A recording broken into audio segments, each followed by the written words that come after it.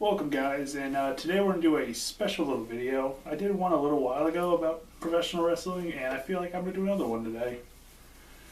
Chudge really doesn't know where this one's going, just kind of something I want to talk about. He can feel free to jump in at any point, because some of them are going to be very grand topics. Alright guys, let's get into this. The first topic I wanted to talk about today is the divas / female wrestlers, and the fact they really don't get any airtime whatsoever. So, I remember before the rise of the female division in WWE, like in the 90s, like the Trish Stratus, Lita.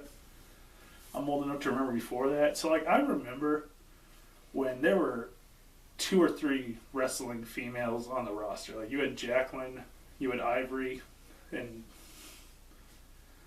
before that, you kind of had Alundra Blaze, but I don't really remember them crossing too much.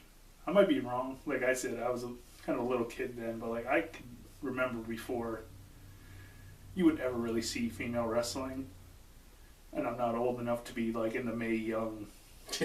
Like I remember her. I don't think anybody is old enough to. I'm sure there's older gentlemen and older ladies that were big fans of her. Like when I think of Mae Young, I know a lot of people out there are probably like, she was a badass women's wrestler. Like I just remember her as like the valet to Harley Race. Like that's what I remember her as. But getting back to it, like right now, I would really like to see a resurgence in female wrestling, but I think one of the other things, and a major issue I see, because I'll admit it, I watch Total Divas. I don't give a shit. You can hate on me. And it feels like there's a lot of women in the company that are like, we need to be wrestlers, but I'm like, they would make really good managers. Like Cameron of the Funkadactyls. I don't think she's a great wrestler. I'm just going to be honest. I don't think she has great timing. I don't think she's technically very good. But I feel like she could make a hell of a valet / manager. She talks really well. Very confidently. I mean, in the Divas division, outside of maybe the Bellas, but they kind of have like a bitchy thing going, so it's kind of hard to listen to them. Yeah. Like a Mean Girls kind of snide gimmick thing, so like you don't really want to listen to them. Maybe AJ Lee, but at the same time, like her gimmick kind of gets in the way of like being a competent talker, because she's just kind of a bitch. Yeah. Like that's her gimmick. So like I feel like she could be a really solid valet to anybody they would need. Like anybody they bring up and they're like, I don't know if this guy can really talk for himself. You just have her be the valet. She's very beautiful. She talks really well. She could fill in that same kind of spot Lana's doing. Like, I heard that Lana's training to become a professional wrestler. I would never have her even look at the ring in like a professional wrestling. Like, she is perfect as a manager. And I love managers. Like, I love them. Mr. Fuji. Everybody. They're all great. Like I love anybody who does anything in professional wrestling that isn't a wrestler. They do it well. I have no problem with managers that never do anything. I've always been a Paul Bearer fan myself. Yeah. I mean, so many. Heenan. Oh yeah. I mean, Paulie Dangerously. I mean, there's so many great managers. I don't want to go into naming all the great managers of all time. Jimmy Hart. I mean, but like, I feel like that's a problem right now in the women's division, and there shouldn't be so much pressure to be a great wrestler. Like, you don't need to be a great wrestler. Like, Eva Marie is so hot that literally, like, she could come out and just, like, pout at the camera and like take the robe off of some like giant douchebag character. Like whoever you were like, this guy can't really get heat on his own, but I like him. Have him come out in like a fucking Ric Flair robe and have Eva Marie take it off of him and neither of them say anything. That's it. He will draw heat. Just like, fuck this guy. Gets dick. How'd he get her? So don't worry, she doesn't need to learn how to wrestle. On the other side of this coin, there are some great female workers in the company. Like, I'm not going to talk about NXT because that gets talked about too much and it kind of like deludes the WWE itself, like proper talk. I'm also going to disqualify Paige because everybody knows she's really good. But like, this week on Raw, you had Emma lose in one move. I get it was a distraction. She was distracted and then got X-Factored by Brie. Brie-factored? I don't know what the hell she calls her finisher.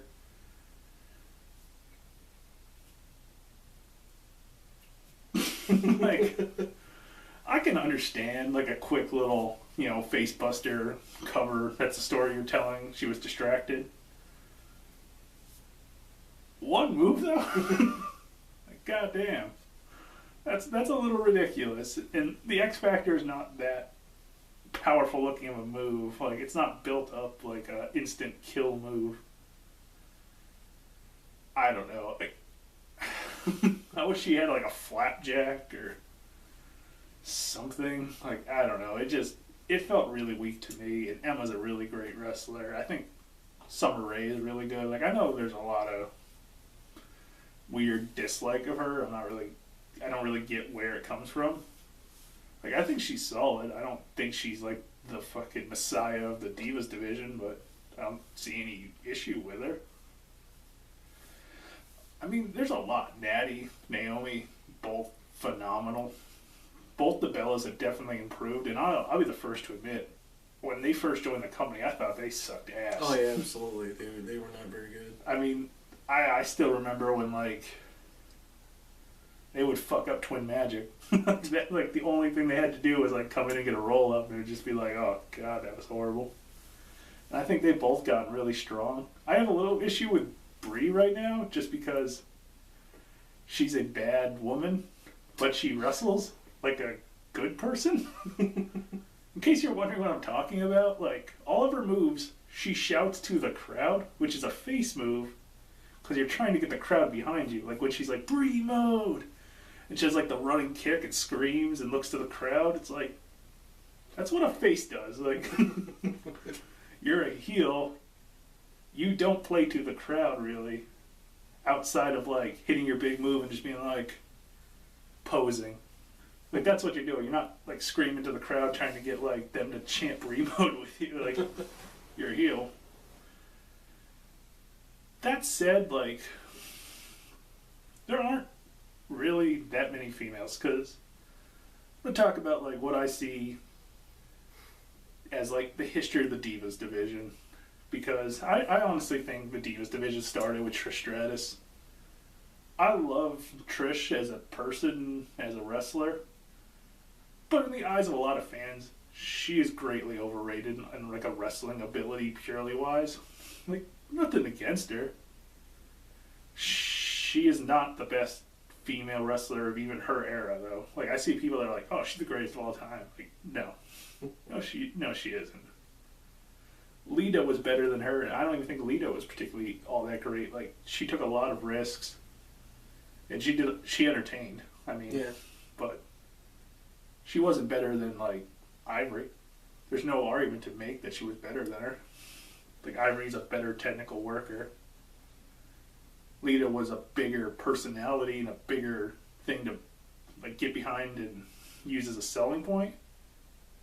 Like, she was definitely, in that kind of regard, she's the bigger star. But when you're talking, like, a purely mechanic level of professional wrestling, Ivory, Jackie, I'd even argue Victoria, even though she was pretty green at, like, that point in time, but I still think she was really good.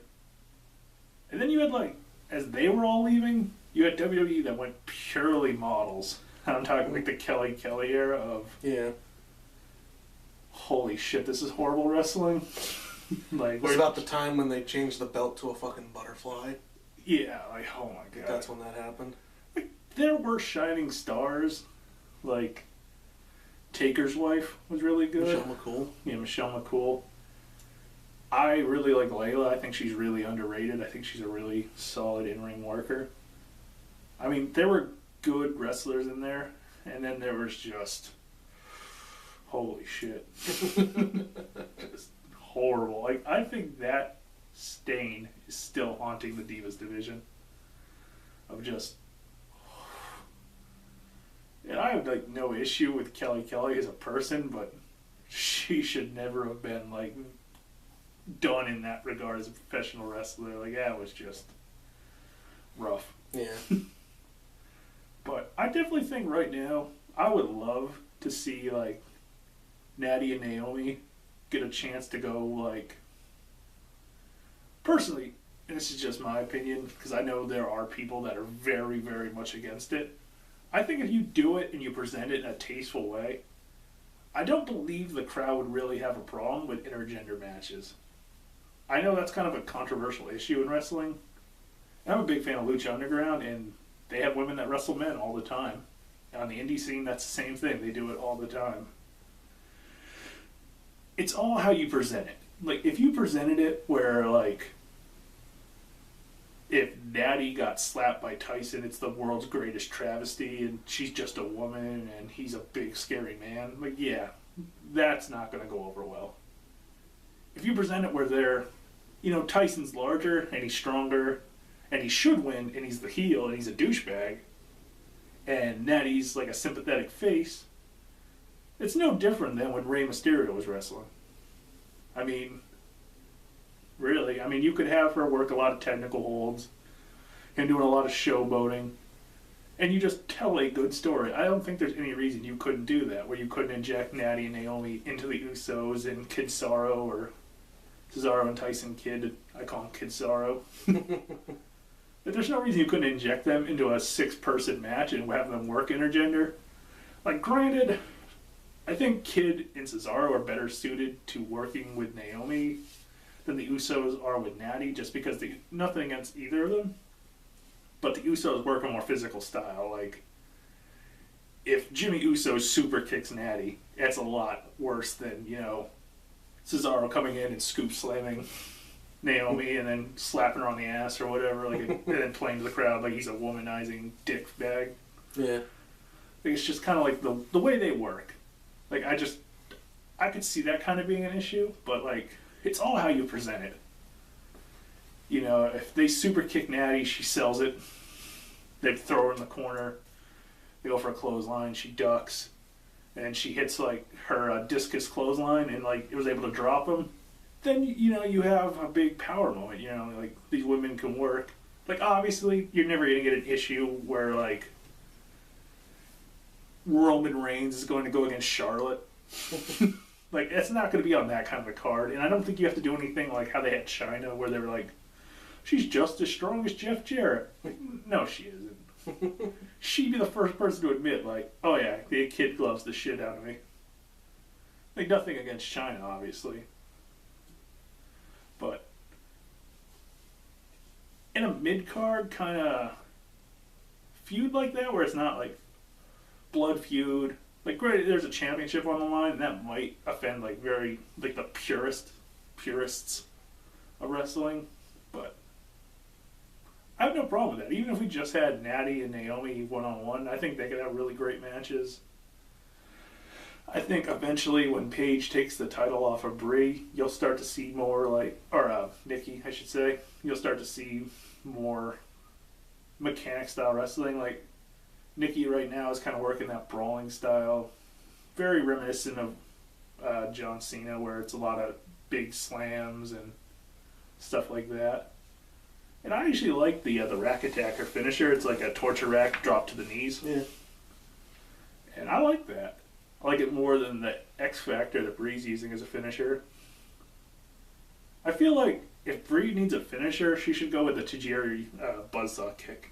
I think that'd be a solid move for her, because she's smaller framed. Right. But, alright, so personally, I have no problem with the women getting, 6-7 minute matches to start off with. And then I would love to get back to the days where you could main event a Raw with a Divas match. Yeah.